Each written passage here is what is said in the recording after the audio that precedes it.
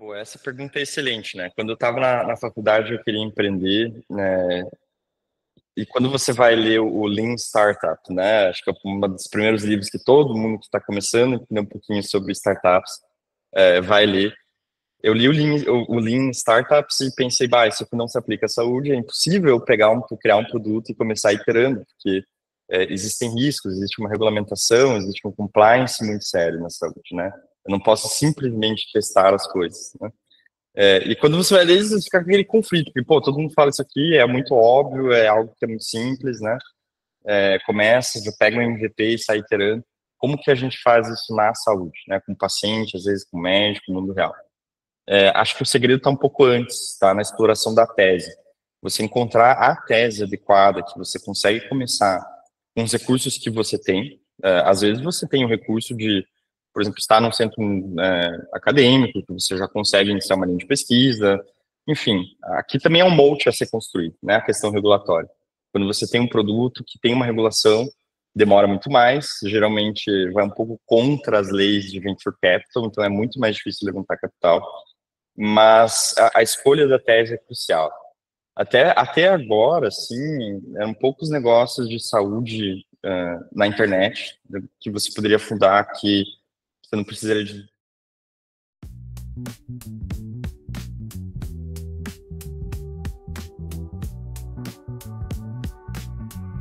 Olá, seja bem-vindo ao WePod. Eu sou o Daniel Silva, o host de quase todas as conversas.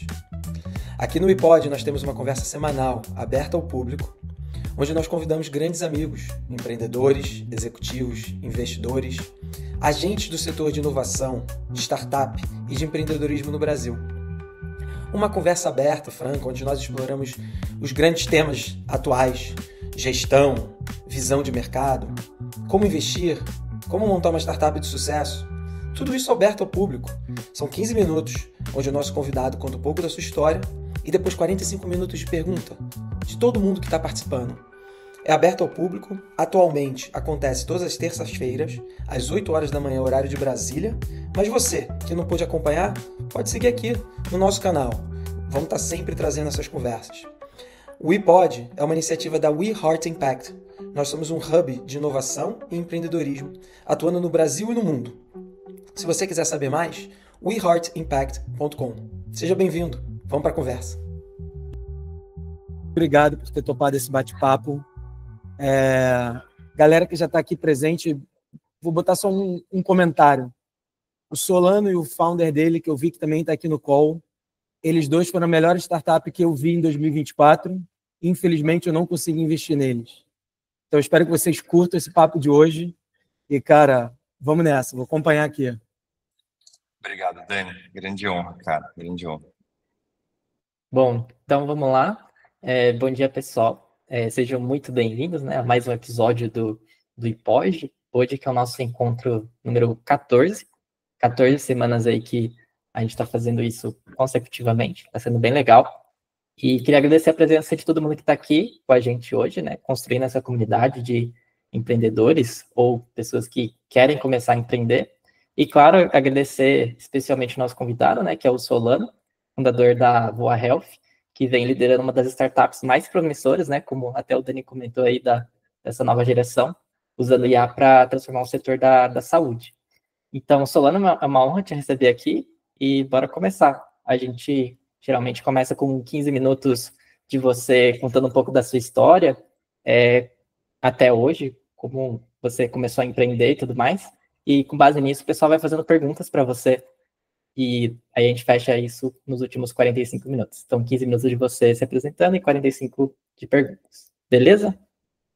Excelente, Beto. Muito obrigado pela introdução. Pessoal, obrigado novamente pelo convite. Muito feliz de estar aqui batendo um papo com vocês.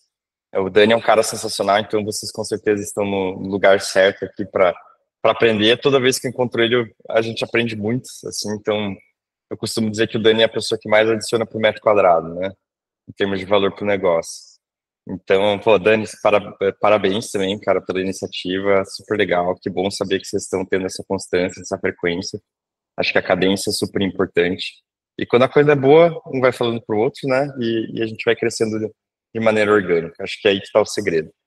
Então, obrigado novamente. Bom, falando um pouquinho da minha história, né? Eu acho que assim, quando que você começou a empreender é um pouquinho difícil, talvez quando eu era pequeno, eu pegava as coisas da minha casa, tentava revender para os meus próprios pais, né? Claro que é um pouco difícil de fazer margem nesse negócio, mas assim, acho que a pergunta para a primeira, a resposta para essa primeira perguntinha eu realmente não lembro. Eu acho que desde que eu sou pequeno, eu tenho essa pulguinha que me faz movimentar, que me faz querer criar algo, né? Então eu sempre tive um pouco da mentalidade inventiva também desde pequeno. Desde que eu me lembro, eu me recordo de ser gente, eu tenho feito alguma coisa para ganhar um pouquinho de dinheiro, mas principalmente porque eu gosto, né? Eu acho que o empreendedor, ele gosta de gerar valor e ele gosta de ver as outras pessoas vendo e palpando esse valor que você consegue entregar, né? E eu acho que essa é uma coisa que é um pouco nata da pessoa. E claro, quando isso se alinha a um propósito, né, que a gente acaba descobrindo no decorrer da vida, as coisas se tornam exponenciais. Então, apesar de sempre ter esse viés empreendedor muito forte em termos de comportamento, de personalidade, eu não tive uma família de empreendedores, então eu sou filho de uma médica e um farmacêutico, são dois profissionais de saúde. Durante a minha vida, eu sempre pendi muito entre as engenharias, por amar matemática, exatas. O Fih está aqui também, o meu cofundador, eu sei que ele também teve uma história semelhante em termos aí de disciplinas e dúvidas do que fazer. Mas filho de médico, assim, a chance de fazer medicina é muito grande, né? A chance não, o risco de fazer medicina é muito grande. Então, a gente acaba crescendo com pessoas que vivem muito a profissão, né? O médico é uma profissão, a medicina é uma profissão que toma muito tempo, mas que também envolve muito, né? E acaba moldando um pouco da personalidade. E quando você cresce numa casa de profissionais de saúde, com um pai, com uma mãe médica, é muito natural, né? Quando você chega com 17 anos, que também é muito cedo para escolher um curso, na minha opinião, assim, a escolha mais óbvia é a medicina. Por isso, por ser o curso mais difícil, acho que é uma outra característica de quem gosta de empreender, é gostar de desafio, competir, é gostar da competição, não é querer ganhar, mas é gostar de competir. São coisas um pouco diferentes, mas acho que andam juntas também. Então eu escolhi medicina simplesmente pelo tamanho do desafio, por ter essa questão familiar e claro, eu sempre achei muito curioso, né, muito interessante. Quando eu fiz o curso de medicina aqui na Federal do Paraná, né, eu entrei em 2014 e me formei em 2020, eu me apaixonei pelo estudo da medicina, mas eu vi que a prática não era bem aquilo que eu queria. A dinâmica de você gerar valor em microdoses, né, um paciente após o outro, é algo super nobre, mas é algo que, infelizmente, não me animava, não me motivava o suficiente. Acho que o empreendedor sempre está buscando gerar impacto em maior escala, né? E a gente, na medicina, a gente não consegue trazer a escala do impacto que eu gostaria de trazer.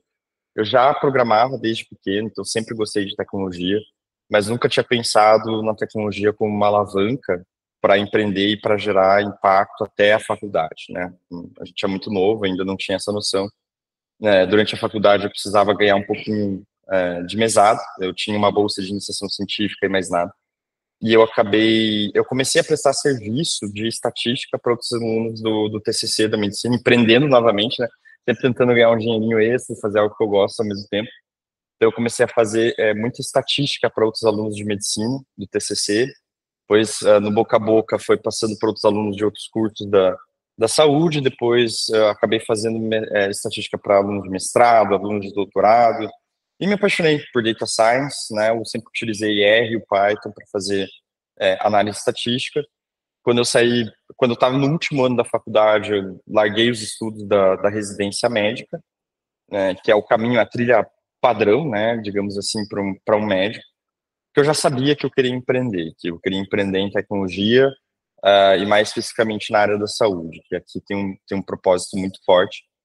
Quando eu me formei, assim, sabendo disso, Ao mesmo tempo, eu sabia que eu não tinha nenhuma experiência relevante, né, para conseguir empreender, muito menos com startup.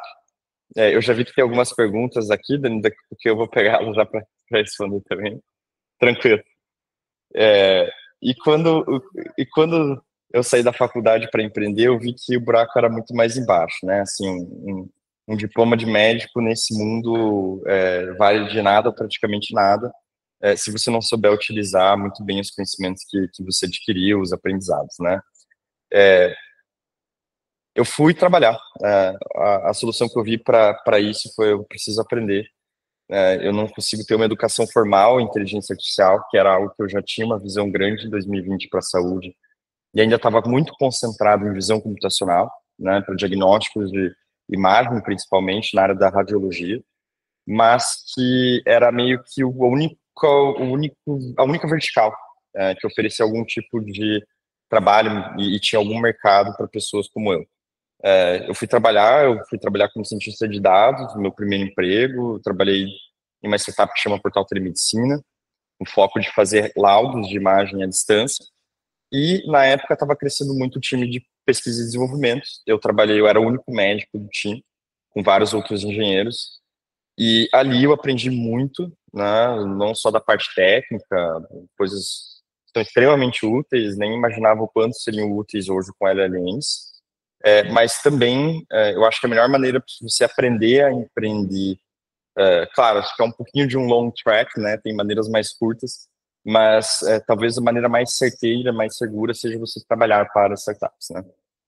Eu trabalhei um tempo lá, depois eu saí de lá por conta de uma oportunidade legal para trabalhar numa operadora de saúde, num plano de saúde.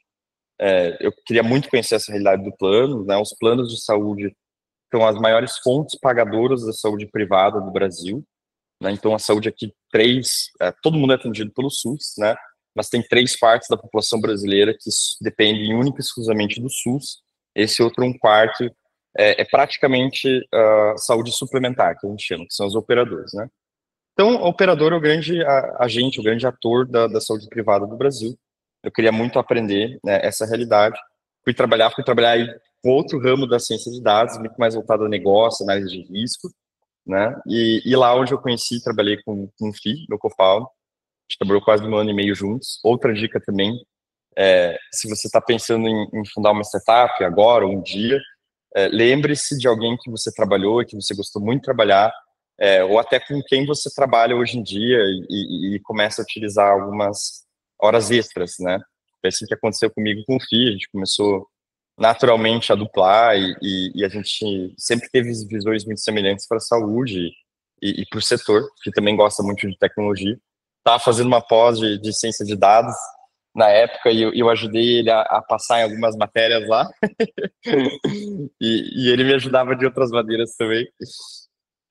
E depois ainda trabalhei em outra startup para fora, Anterior, já com LLMs, né? Eu e o Fih, a gente já estava, depois do GPT-3, eu estava lá na waitlist da OpenAI, sempre tive uma paixão muito grande por linguagem natural.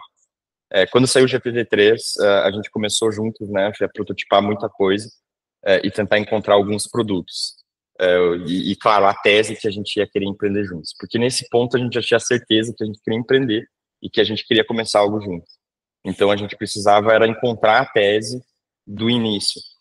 A gente ficou um tempão nessa. Nesse meio caminho, eu fui trabalhar numa startup de fora, chama Anterior, também com LLMs, para planos de saúde no mercado norte-americano. E ali foi super legal, porque eu consegui trabalhar do 0 para 1 do produto, né? Então, não tinha nada, fui o first hire da startup. Trabalhei 2023 inteiro, quase inteiro lá. Até que em outubro desse ano, a decisão era ou ir para Londres ou ficar aqui no Brasil, ou Nova York, né? Era outro escritório. E eu já tinha muita coisa, estava fazendo muita coisa, já sabia que eu ia empreender com o Fih, era uma questão de tempo.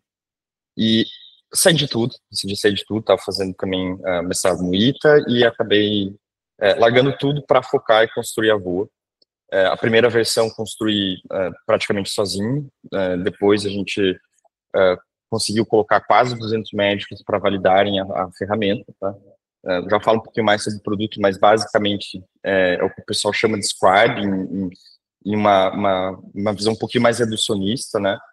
né, escuta, conversa com o paciente, a gente consome, né, a ferramenta consome PDFs, imagens, todo tipo de dado não estruturado, e escreve para o médico, ao final, tudo que, senão ele teria que escrever, tá? Digitar, etc. Tá? A gente chama de processo de documentação clínica, e é a maior causa de burnout da classe, consome até metade do tempo de atendimento. Eu vivi isso, fui muito mais do que eu na pele.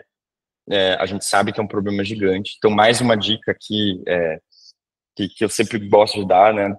Quando você vai resolver um problema, o melhor tipo de problema é algo que você já trabalhou com, você sofreu muito, né? Que você viu, sentiu a dor, que você entende. Você está naquela posição privilegiada para atacar essa dor, né? Ou que você conhece alguém muito próximo, você estudou muito essa dor, claro. Mas essas dores que as pessoas vivem o dia a dia no trabalho, eu gosto muito, acho que são os melhores problemas para começar a se resolver.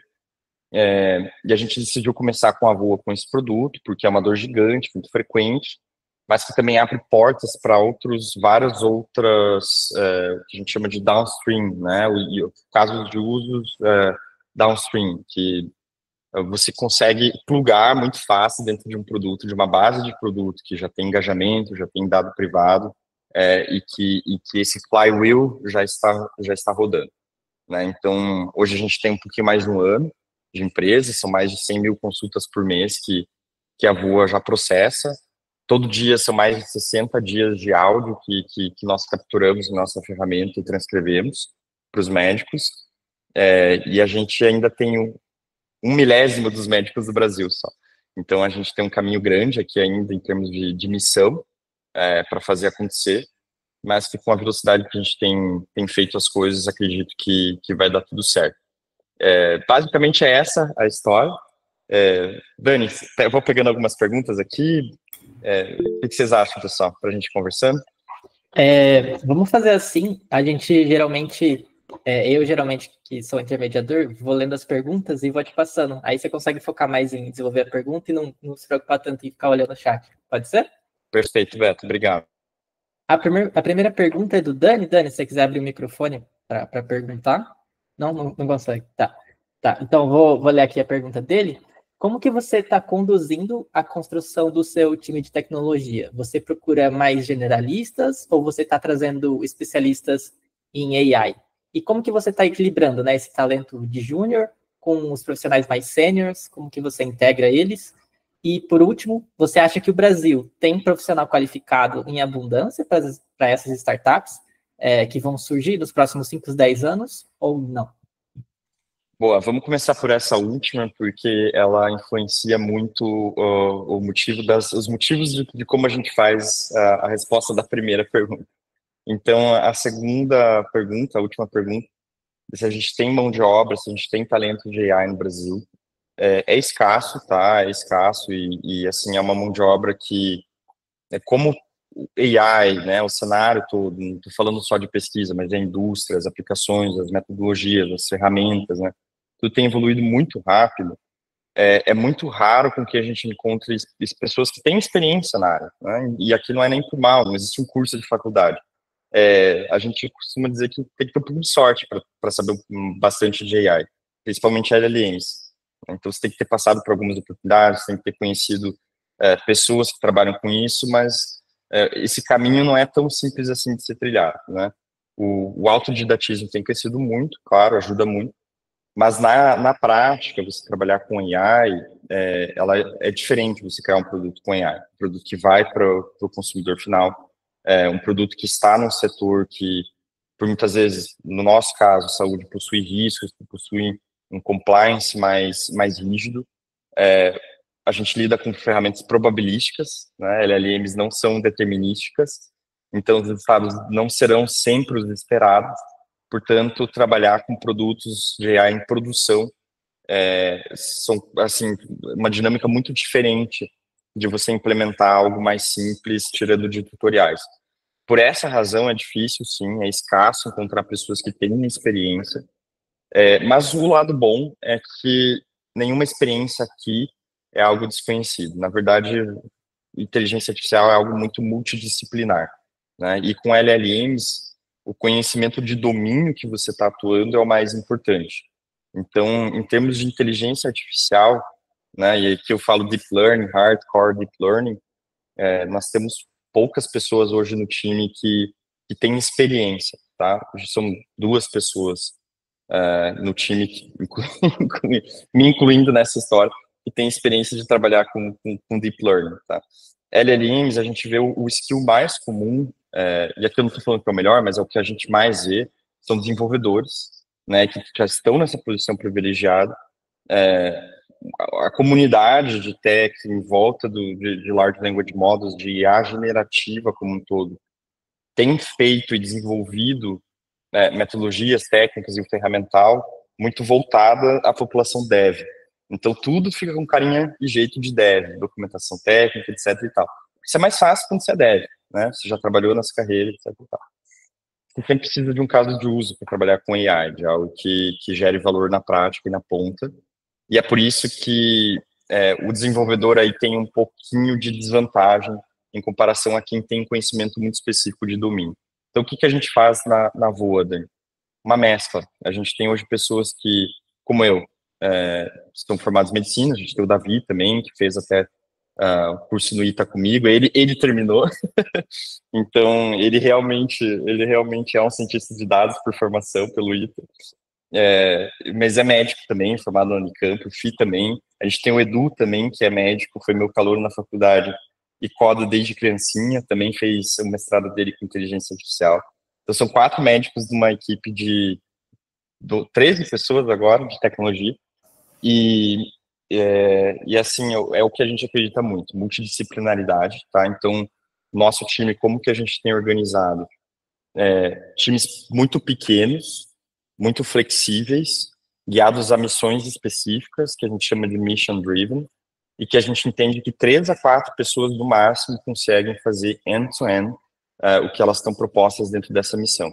Então, se é uma feature, se é um novo produto, se é um protótipo, seja lá o que for, a gente entende que não é necessário mais, principalmente hoje em dia, não é mais necessário mais do que 3 a 4 pessoas para fazer algo de ponta a ponta. E aí, para isso, multidisciplinaridade é essencial. Precisa entender gente que entende de negócio, gente que entende de tech, gente que entende de produto, mas tudo isso consolidado e muito enxuto. Então, é assim que a gente tem montado. Acho que eu vou partir para a próxima pergunta para não tomar muito. Perfeito. E falando um pouco do começo, eu vou pegar a pergunta aqui do Ivan. A gente sabe que no começo da jornada, o MVP ele costuma ser mais simples, né? Só para validar uma hipótese e tal. Mas no seu caso, né, lidando com saúde e IA, que são pontos sensíveis, como que foi esse processo? Você levou mais tempo? Foi mais complexo do que empreender em algum outro setor? Porque às vezes é só subir uma landing page e colocar uma waitlist lá. Como que foi esse processo de construir o MVP? Boa, essa pergunta é excelente, né? Quando eu estava na faculdade, eu queria empreender, né?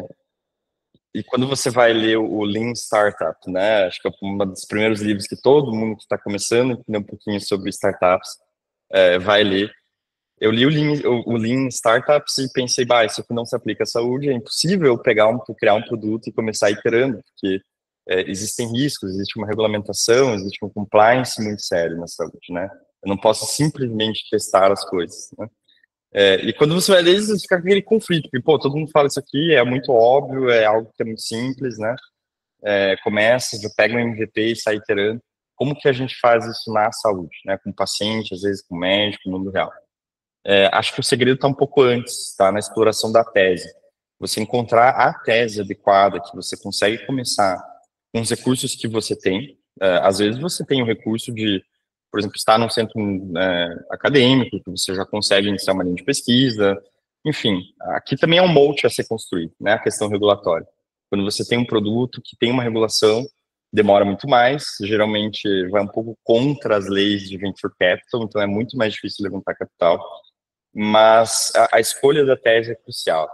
Até agora, sim, eram poucos negócios de saúde na internet que você poderia fundar que você não precisaria de regulação muito específica, tá? Com AI, a gente consegue novas categorias de produtos surgiram. A gente começou, inclusive, com um produto de documentação clínica por ser um baixíssimo risco regulatório, por ter um baixíssimo risco regulatório. Então, na saúde, tudo que gera sugestão, tudo que vai direto para o paciente, e tem várias outras coisas também que tem que ser regulado, né? Na questão da documentação clínica, a gente tem aqui uma pequena brecha. Aqui o médico tem o controle, ele opera esse dado do paciente em prol sempre do cuidado, que a gente tem que fazer como ferramenta é manter tudo seguro, amarrado, né, auditado. Mas tem vários detalhezinhos, né?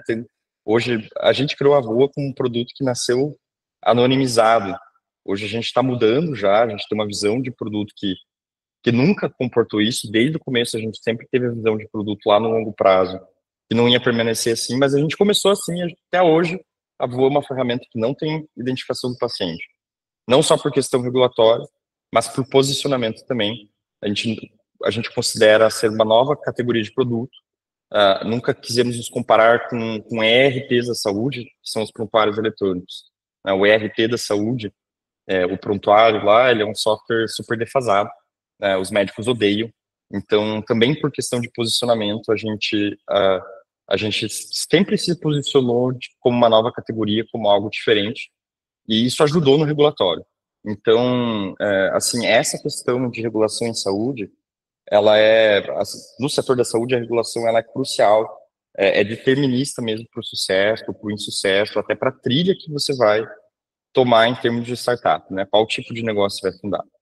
Então, excelente pergunta, não é nada trivial, tem que conhecer um pouco. Eu já conversei muito com o pessoal da Anvisa, o Felipe também, então a gente conhece de cabo a rabo aqui como que está a regulação, que é algo que outros empreendedores de outros setores muitas vezes não tem que passar por.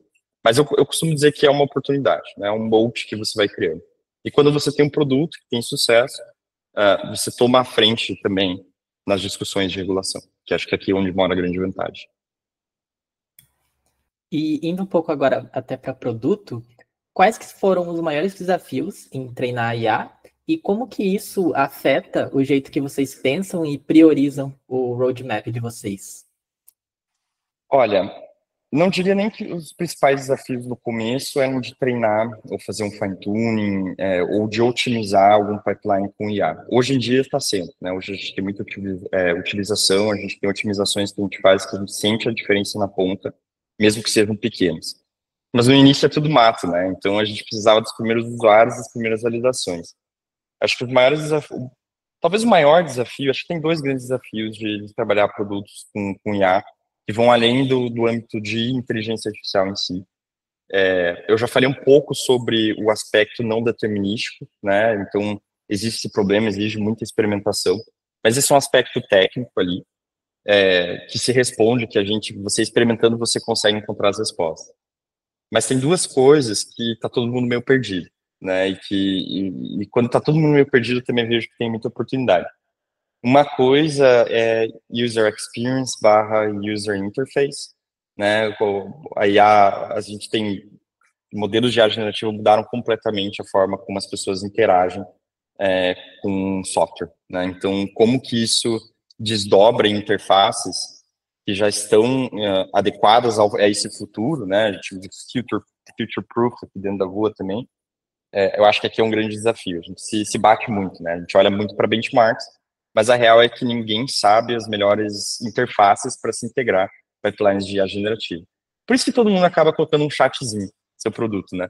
É a coisa mais básica, entre aspas, é o mais óbvio em termos de interface, mas é muito além, né? Tem muito além da interface conversacional, você tem fluxos, você tem workflows, depende muito de cada produto, e se torna muito difícil, às vezes, você conseguir traduzir e incluir modelos de IA dentro de um fluxo, dentro de um produto que gere valor como um todo.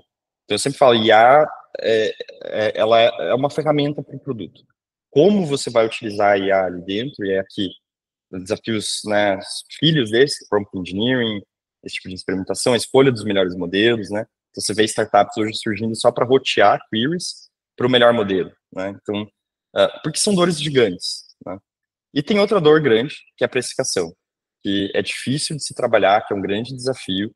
Como que você precifica um produto de AI, né? Hoje a gente faz um subscription, também é a interface conversacional da precificação, né? É a coisa mais simples que você consegue encontrar, uma subscription, e você vai trabalhando aqui em cima. Inclusive indico, porque você descobre muita coisa quando você tem um pricing model um pouquinho mais enxuto, mas agentes principalmente que executam tarefas unitárias, então agora a gente está já desenvolvendo agente de agendamento de consultas, né, com pagamento, de retorno. Então aqui é uma coisa que a gente vai lá, abre um ticket e ele procura fechar para trazer esse resultado. Esse tipo de business model, existe um grande desafio de precificação. Você vai por usage, você vai por geração de valor, você tira um fee em cima dessa transação. Então, aqui não tem muitas respostas, tá? Acho que 2 grandes desafios maiores. Como que você integra o produto dentro de uma interface, uma experiência de usuário que faça um sentido, né? Como que você integra IA dentro desse produto. E o segundo é como que você precifica isso, né? Qual que é a sua base para precificar? Acho que são 2 grandes. E treinar IA é uma coisa um pouco mais recente, né? A gente está mais voltado aqui, depois do Seed, que a gente começou a engajar muito mais com fine-tunes proprietários, para manter custos mais baixos, mas principalmente para a gente manter uma estrutura mais privada, que a gente tem controle, né? Então, quando você usa uma API de prateleira, você fica à mercê das mudanças que acontecem. Dá um exemplo, a gente fez o upgrade para a produção do 4.5, pouco menos de quase um mês depois, a OpenAI anunciou que ia ser deprecado o modelo, voltar para o 4.1, aí você vai colocar no nosso use case, já é um modelo que tem uma piora significativa. Então, já estava nos nossos planos, a gente já tem todo o pipeline, hoje a gente tem o nosso modelo em produção para geração de texto também. Então, já é um fine-tuning lá do Qwen 2.5, com dado privado. Mas aqui são desafios muito técnicos, de experimentação, né? Acho que o desafio aqui é como não ser GPU puro, né? Como que você encontra GPUs, mais do que qualquer coisa. Claro, tem que insistir bastante ali para fazer alguma coisa funcionar. Às vezes você gasta muito no treinamento e o resultado é pífio. Vou aproveitar a pergunta aqui do Diogo e ir um pouco para a parte de distribuição. Como que está sendo a parte de go-to-market de vocês? Você enxerga isso como uma ciência que você precisa sistematizar, fazer tudo certinho, ou você faz testes, testa coisas novas? Como que está sendo esse go-to-market de vocês? Pergunta também. Acho que depende muito do estágio do go-to-market. Isso não é só para saúde, mas em geral para inteligência artificial e SaaS mesmo, né? No começo, eu acho que dado importa muito pouco. Assim, a gente viu muito pouco valor vindo através de dados. A gente sempre soube disso. A gente sempre fechou um pouco os olhos para dados no início, apesar de a gente sempre coletar e organizar tudo. Isso é um cientista de dados falando. Porque quando você tem muito expressiva, geralmente ele te traz mais vieses do que engajamentos, você precisa de feedbacks. Então, no início, o GTM, produto, estratégia, é muito o seu cliente que vai te dizer, de maneira muitas vezes até informal, tá?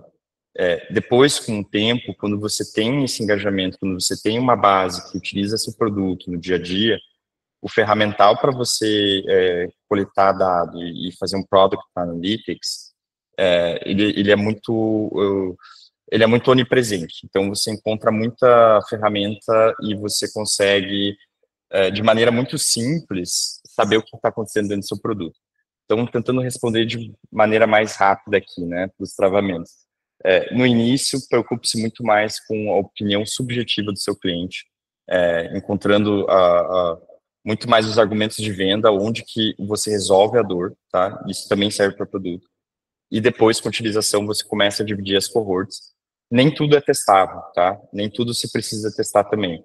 Então, algumas coisas aqui a gente faz testes AB, coisas que são muito sensíveis, como precificação, o fluxo de carrinho de trial, tá? Então, são coisas que às vezes a gente faz um teste AB.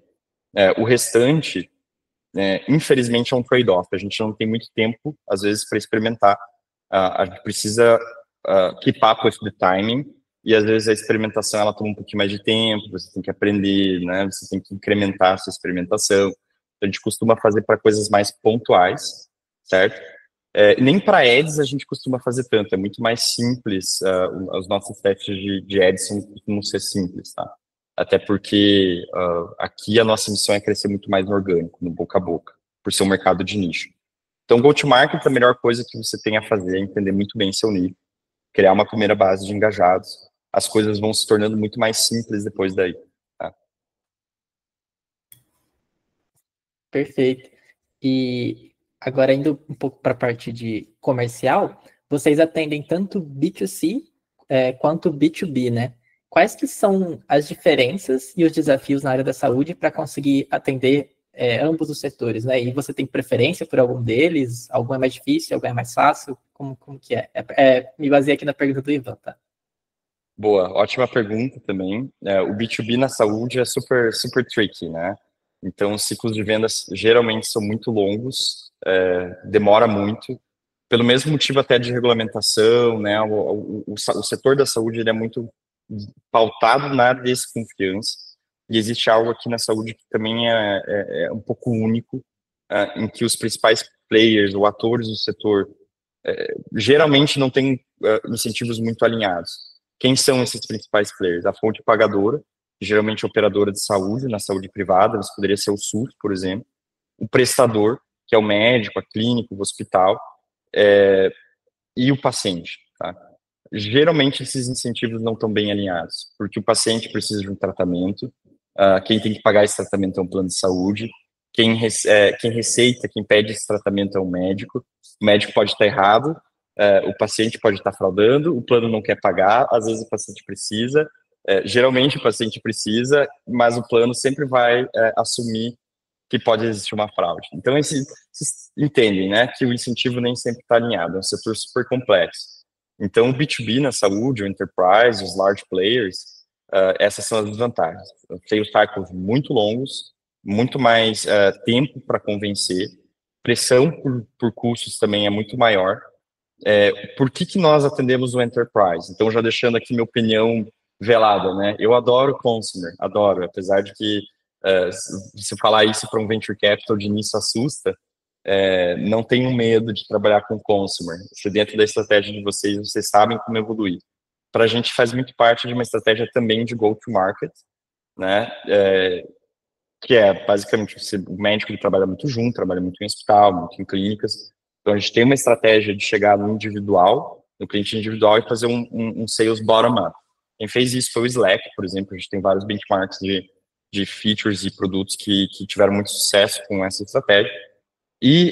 Mas também nós trabalhamos a venda para enterprise, com integração do nosso plugin. Aqui é muito mais no sentido de consolidar a feature. Tá? Os contratos são maiores, aqui entra a grande vantagem do B2B. Apesar de a margem ser menor, tem contratos muito maiores, aquilo soma no teu ARR de uma maneira muito mais expressiva.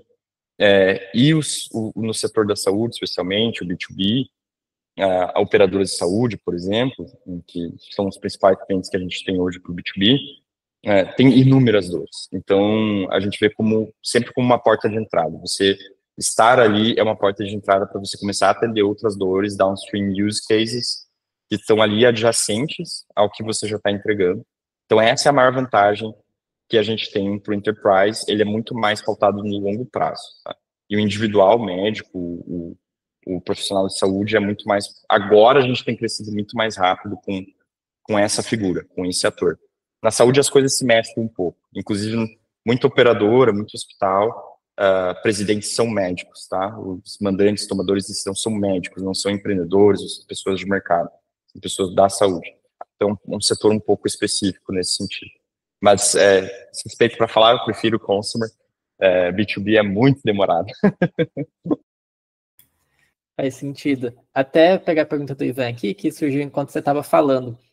Sobre o SUS, vocês pensam em expandir esses contratos para o governo também, ou já até expandiram para o governo?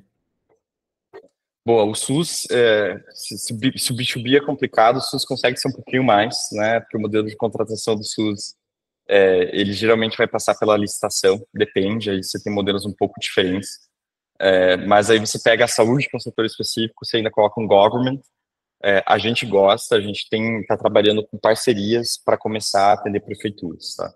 Então, pessoas que já têm, né, empresas que já têm o know-how, já têm licitações, já fazem toda a parte de compliance. A gente entende que a maneira mais fácil é sendo um fornecedor para quem já tem esse canal. Então, voltando sempre à distribuição, né? O grande desafio é sempre distribuir. Na saúde é isso ao quadrado. Não é produto, não é... A regulação é um problema de distribuição também, nesse caso. Então, a gente sempre procura ir para os players mais complicados de distribuir através de canais que já estão mais estabelecidos, tá? É a mesma coisa que a gente faz com a Unimed, por exemplo. Hoje, a gente tem uma distribuição exclusiva como ferramenta de AI para todas as Unimedes do Brasil, através da faculdade Unimed. Então, coisas que só acontecem na saúde, mas às vezes você precisa desse tipo de triangulação para você conseguir distribuir um produto de maneira eficaz. Agora uma pergunta um pouco mais técnica do Diogo. Os outputs gerados pela IA da VOA, elas alimentam algum tipo de base estruturada que retroalimenta o sistema, né? Ou seja, consegue aprender conforme as pessoas vão utilizando isso? E em que ponto isso deixa de ser apenas um output e vira um banco de dados, uma dashboard, que já pode ser consultada direto ali pelo médico, eliminando o fluxo com a IA?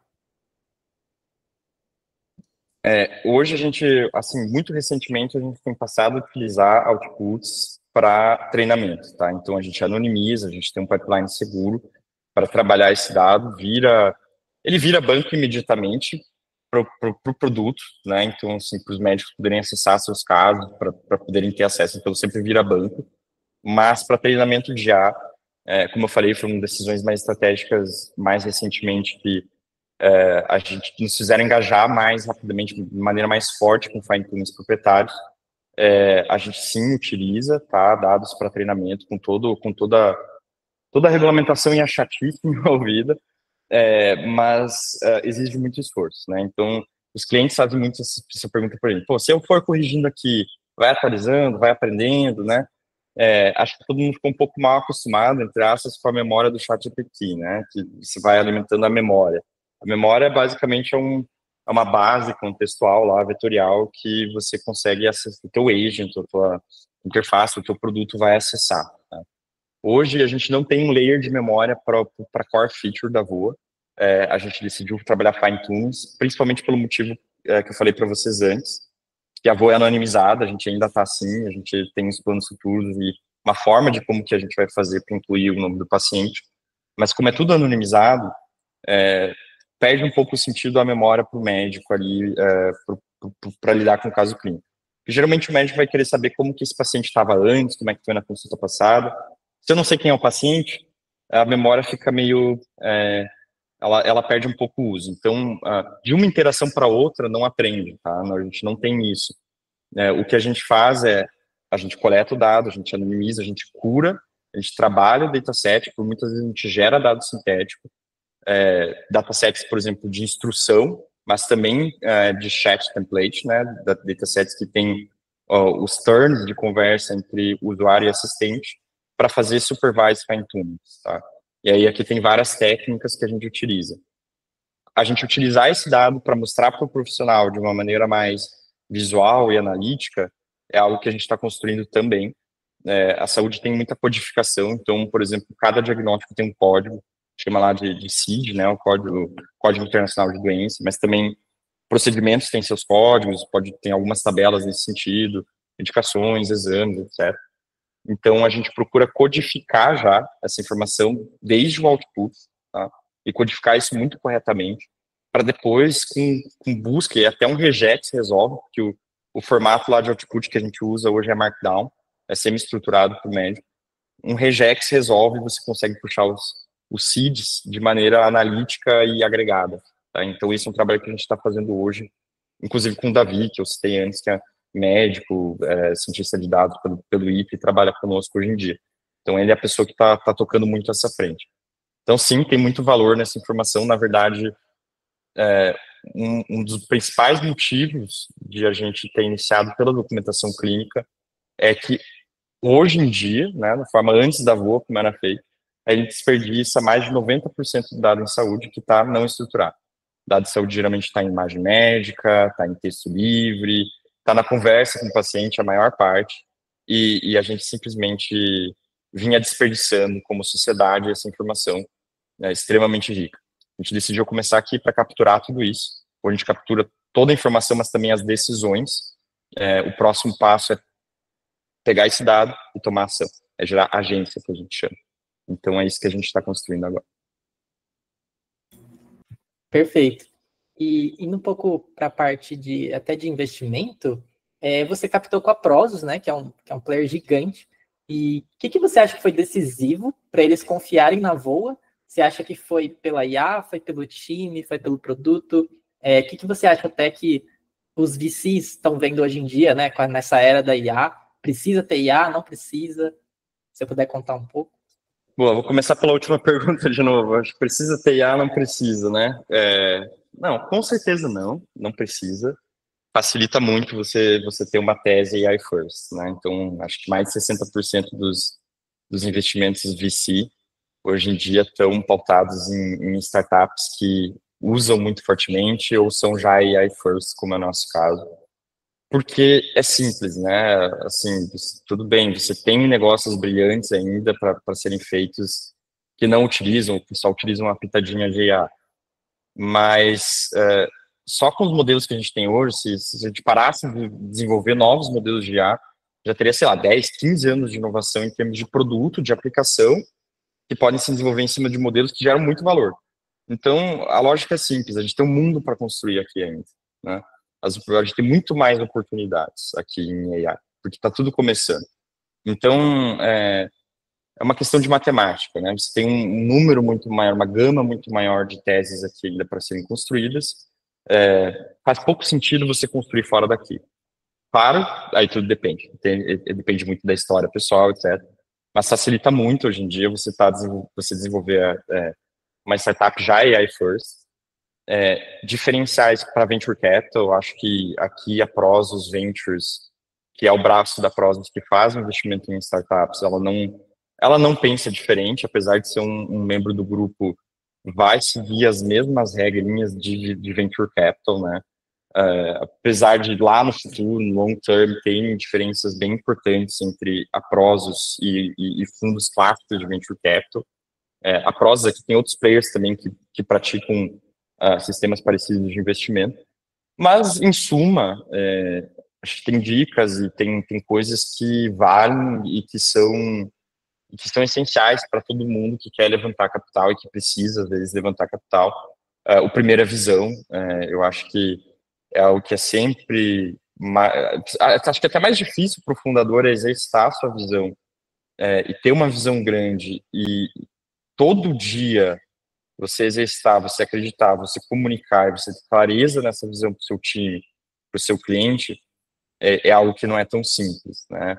A gente começa muitas vezes animado e é muito fácil para você desanimar, né? Feedback de um cliente, ou os próprios VCs mesmo, né? Às vezes dão feedbacks muito duros, por mais de, sei lá, 60 papos, 70, 80 nãos, até a gente levantar um seed.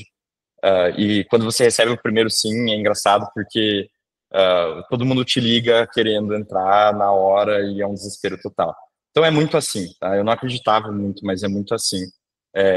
Você sofre muito, eu acho que visão, né, é o principal. Então, sempre que vocês forem fazer um pitch, né, um pitch mesmo para investidor, não contem a história de vocês, não contem números, tração, produto, comecem pela big vision, visão, propósito, onde vocês vão chegar, em uma frase.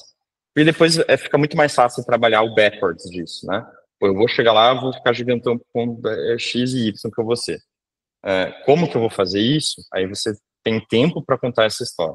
Mas se você não prende a atenção do investidor nesse primeiro momento, é muito difícil que você consiga seguir nessa conversa. Um investidor de VC sabe em 1 minuto se aquela matéria, se aquele é um empreendedor que vale a pena. Você vê. Qual a big vision da Voa? Essa pergunta é ótima aqui. Então, a gente está construindo um assistente de IA de saúde para todas as pessoas, mas que também vai ser um one-stop shop para serviços, providers, pharma, que se diga, né, médicos, todo serviço de saúde, através de uma interface conversacional, gratuita, para todas as pessoas. Tá? Então, é como que a gente escala produtividade, saúde e qualidade para todo mundo, de maneira assíncrona, conversacional, multimodal, mas que, se você precisar, além de falar com o seu médico, você vai poder visitar o seu médico agora, né? Então, essa é a nossa big vision. como que a gente chega lá? A gente começa pela documentação clínica. E aí fica muito mais tranquilo, você tem muito mais tempo de explicar onde você vai chegar quando você começa aqui. Porque aqui você tem atenção, né, na visão. E tudo bem, aí tem que ser grande. Né? E aqui é melhor ser megalomaníaco mesmo, tá? Se você estiver falando com o investidor. Aquele nível que você, até o Dani sempre nos falou isso, que eu acho super interessante, que é o nível que você beira a arrogância, né? Claro, você tem que manter muita humildade, mas é aquele nível que você sabe que você está proposto a dedicar a sua vida para construir algo muito grande. E aí você vai voltando, você vai explicando isso, fica mais fácil.